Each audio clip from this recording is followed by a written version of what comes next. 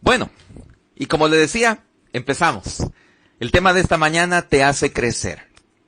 Iniciamos una vez más, Efesios capítulo 4, versículos del 11 al 13, y el versículo 11 nos habla de los 5 ministerios. ¿Cuál es el propósito? Versículo 12, perfeccionar a los santos para la obra del ministerio. Yo no sé si tú te has topado con personas que quizás tú al principio no tragas, pero que esa persona te va a servir y te va a ayudar para bien. Yo he tenido diferente tipo de maestros, y le digo maestros bíblicos, tanto en lo que ha sido la licenciatura y la maestría, pero bendito sea Dios, que estas personas nos han ayudado a crecer.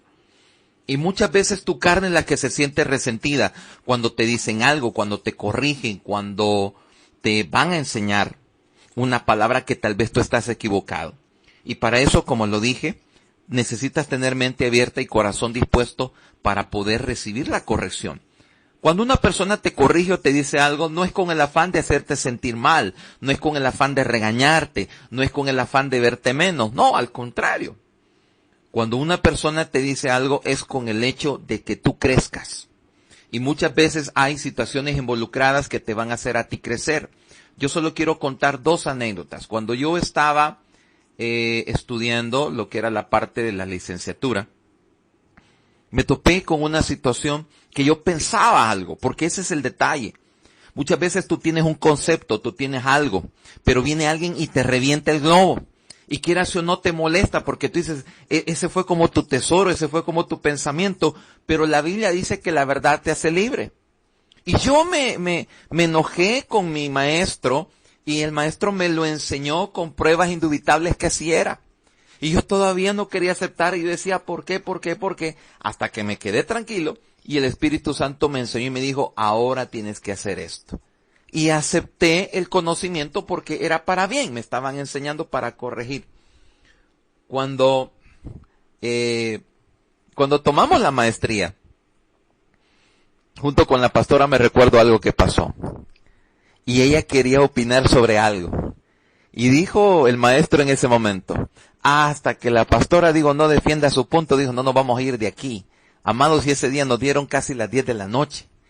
Y yo le había dicho a ella, no opines, no digas nada, porque yo ya sabía cómo era el tipo de maestro que teníamos. Pero mire, Dios la ayudó y la sacó, y bendito sea el Señor, se pudo salir de ese pequeño impasse. ¿Qué quiero mostrarte con este primer punto?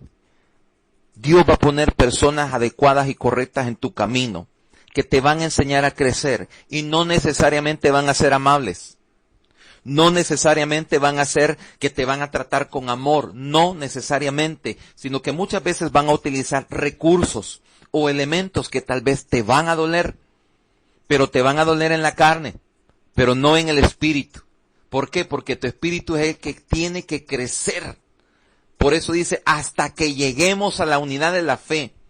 Probablemente tu fe está tambaleando, pero tiene que ser moldeada, tiene que ser puesta para que llegue hasta donde tiene que ir.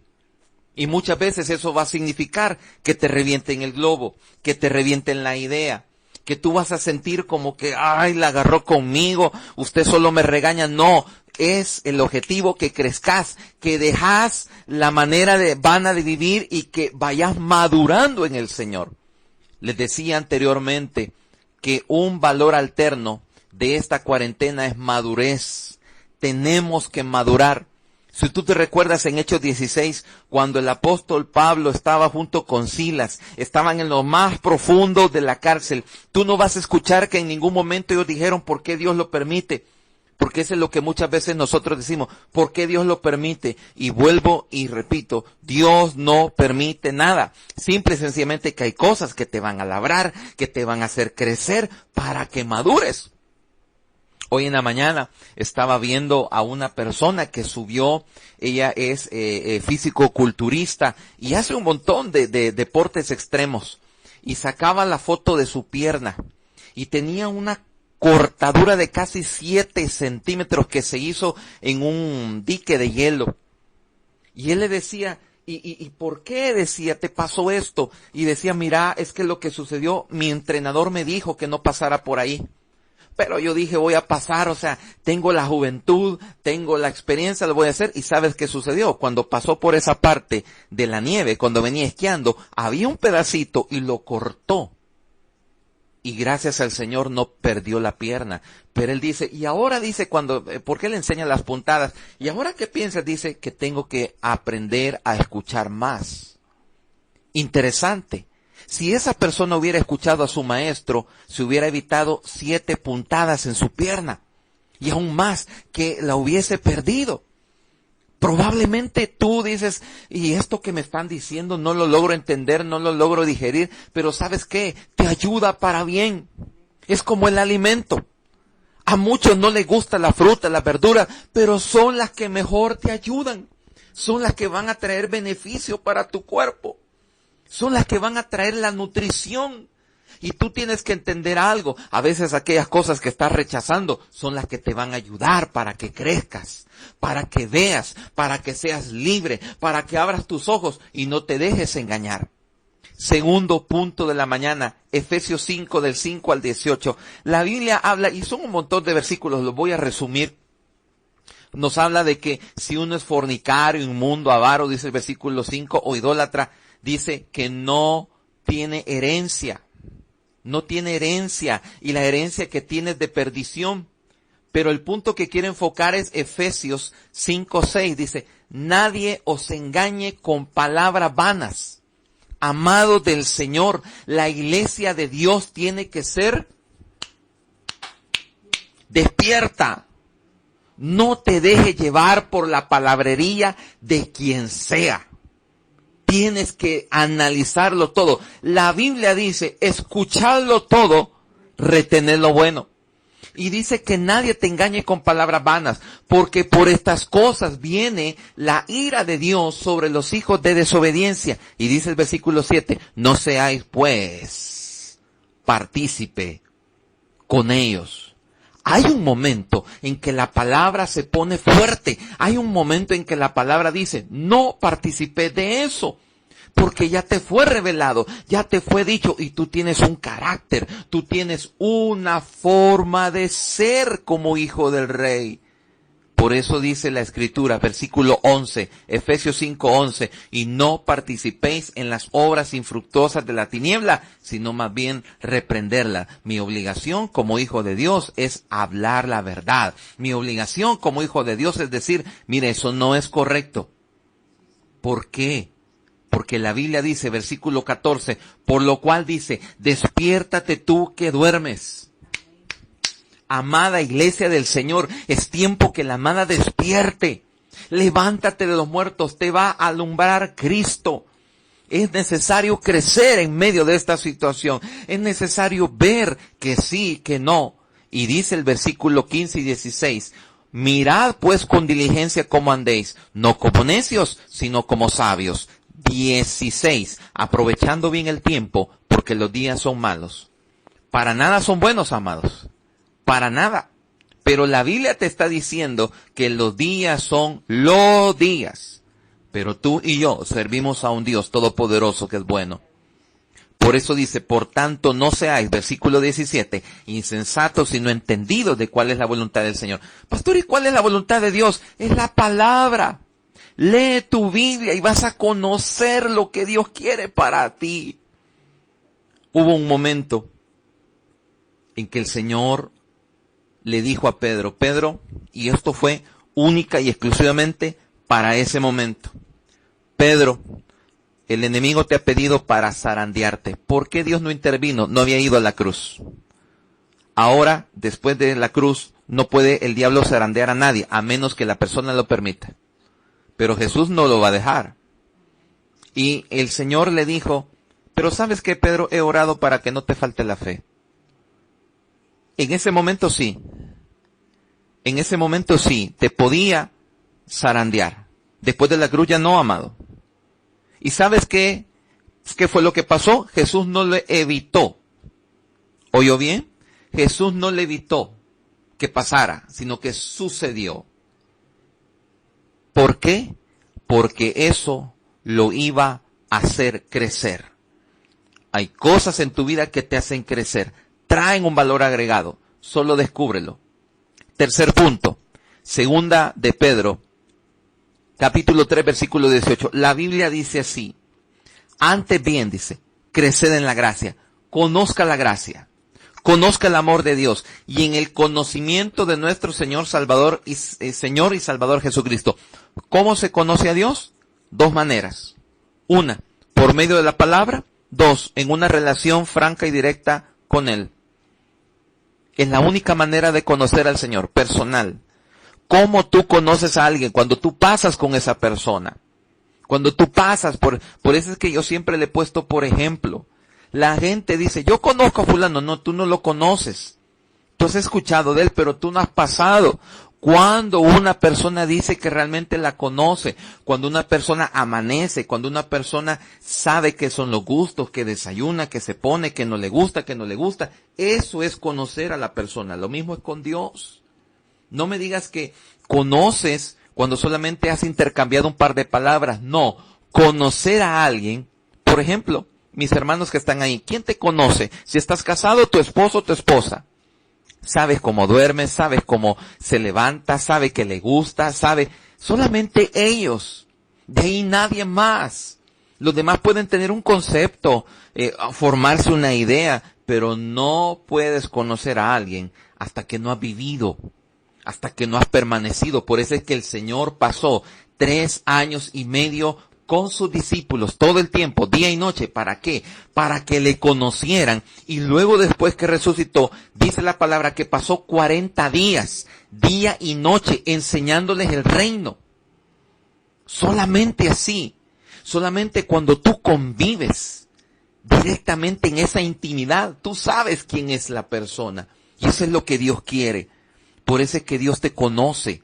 Y la Biblia dice, creced en la gracia, crece en el Señor, pasa tiempo con Él. Él te ve cuando te levantas, Él te ve cuando te acuestas, Él te ve todo lo que tú y yo necesitamos. Cuarto versículo, Filipenses 2. Filipenses capítulo 2, versículos del 5 al 8. Aquí estamos totalmente en vivo. Por eso es que tú estás oyendo que hojeamos la Biblia. Correcto, así es, no es para crear efecto. Filipenses capítulo 2. Mira esto, por favor. Versículos del 5 al 8. Dice así, aquí estoy. Dice, haya pues en vosotros este sentir que hubo también en Cristo Jesús. ¿Cuál es el sentir de Cristo? 6. El cual siendo en forma de Dios no estimó el ser igual a Dios como cosa que aferrarse, sino que se despojó a sí mismo, tomando forma de siervo, hecho semejante a los hombres, y estando en condición de hombre, se humilló. ¿Sabes qué es la palabra humillar? Es poner a otro por encima de ti, tener una cabeza, tener un maestro, tener una persona que te enseñe. Si tú en el trabajo, por ejemplo, pues tienes tu jefe, él es tu cabeza, que hace cosas incorrectas, totalmente, no lo conozco, puede hacer cosas incorrectas o correctas. Pastor, ¿a qué estoy sujeto yo? A hacer lo correcto. Te cuento una anécdota. Año 1993. Estaba, y le doy gracias al Señor porque Él me ha permitido estar en los mejores lugares de empresas de este país. Estaba en una de las universidades de prestigio. Y me reservo el nombre de la persona y todo. Solo lo cuento como testimonio. Era operador de computadora, es decir, nos encargábamos de hacer todo lo referente al sistema. Notas y todo eso. Y vino un día y mi jefe y me dice, fulano, necesito que hagas esto. Y empecé a ver y era trabajo personal de él. Te estoy contando mi experiencia. Y me dijo, fulano, fíjate que necesito que hagas esto. Y le dije yo, disculpe, licenciado, ¿esto es trabajo de la empresa? Y me dijo él, no, quiero que hagas mis clases. Él daba maestría, quiero que hagas mis clases de maestría. Y le dije, pero fíjese, le dije yo que la empresa me contrató para hacer trabajo de la empresa, no para hacerle trabajo a usted. Yo estaba en los primeros principios de empezar a predicar. Y me dijo, sí, me dijo, pero yo soy tu jefe y tú vas a hacer lo que yo te diga. Y le dije yo, no. Usted es mi jefe en relación a la empresa. Pero no voy a permitir, y tú tampoco tienes que permitir, que te sobrepasen a ti. Bueno, me dijo, si no haces esto, me dijo, porque yo le dije, mire, y el director y el fulano está entendido de esto. No, me dijo, no tiene por qué saberlo. Ah, ok, entonces no estoy obligado a hacerlo, le dije, porque a mí me pagan por el trabajo de la empresa, no por trabajo suyo. Diferente es que usted me lo pida con favor. No, me dijo, no te lo voy a pedir como favor, te estoy ordenando. Entonces le dije, como usted me está ordenando y no es mi trabajo y el contrato a mí, le dije, me respalda, no lo voy a hacer. Y me levanté y me dijo, si pasas por esa puerta, me dijo, el lunes estás despedido, solo por no hacerle, le dije, su trabajo. Sí, me dijo, ok, y me fui. Y dicho y hecho, el día lunes estaba despedido. Y alguien dijera, pastor, pero ¿y por qué? O sea, ¿sabes qué? Te quiero decir algo. Cuando hay un momento para humillarse, pero hay un momento tampoco. No te tienes que humillar, levanta la cara. Levanta la cara.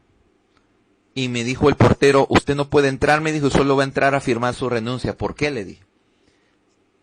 Por esto, por esto y por esto. Y puso otras cosas. Y es la única vez que me han despedido de un trabajo. Porque no hice trabajo personal de mi jefe. Así de sencillo. Cuando tú te tienes que humillar, no te tienes que humillar siempre. Humillarte, lo dije, es ponerte debajo de. Cuando lo que te están diciendo es correcto. Pero tú no estás, ni tienes que hacer, ni humillarte bajo nadie cuando te está pidiendo el incorrecto. Si tu jefe te pide hacer soborno, si tu jefe te pide hacer cosas que no son, no estás obligado. No lo estás. Porque para eso uno firma un contrato. Igual, cuando tú estás en un lugar y te piden cosas fuera del orden, no tienes por qué hacerlas. ¿Y sabes qué? Ese despido me hizo crecer. A mí me despidieron noviembre del 93. Marzo del 94 estaba trabajando en una de las otras grandes empresas. Y ¿sabes qué fue lo que sucedió? Que cuando averiguaron de mí acerca de ese despido, por qué me habían sacado esto y lo otro, no había absolutamente nada. Y no fue problema para que me contrataran. Dice la palabra, escucha bien esto, y estando en la condición de hombre, ¿por qué Jesús se humilló delante del Padre? Porque Él reconoció quién era el Eterno. Cuando tú te humillas, probablemente no lo vas a entender, pero tú estás reconociendo que hay una cabeza correcta y adecuada arriba de ti. Pero tú no estás para seguirle el juego incorrecto a nadie. Y eso en cualquier área donde tú te muevas. Porque la palabra dice, haciéndose obediente hasta la muerte y muerte de cruz. Pero Jesús fue obediente, sí, pero mira quién era su cabeza. Era el Padre Celestial, era el Eterno. El único que vive y permanece para siempre. Por eso es que tienes que saber qué es lo tuyo, qué te conviene. Si vas a firmar un contrato, revisa bien qué hay, qué tiene, qué es lo que hace, a qué estás obligado. Porque muchas veces uno en su afán de querer trabajar solo firma y está dispuesto a venir de así, y va a hacer esto, sí, pero no ves lo que tiene que ser para ti. Y esto te lo dejo solamente como un punto. Pastor, ¿cómo puedo lograr esto? Romanos 12:2. Renueva tu mente. No pienses como el mundo. No pienses como el mundo dice. ¿A dónde va Vicente? ¿Dónde va toda la gente? No. El Hijo de Dios, la iglesia del Señor, tiene que ser considerada por pensante. Piensa, analiza, ve, busca, escudriña. Tiene, que dice... Romanos 12:2.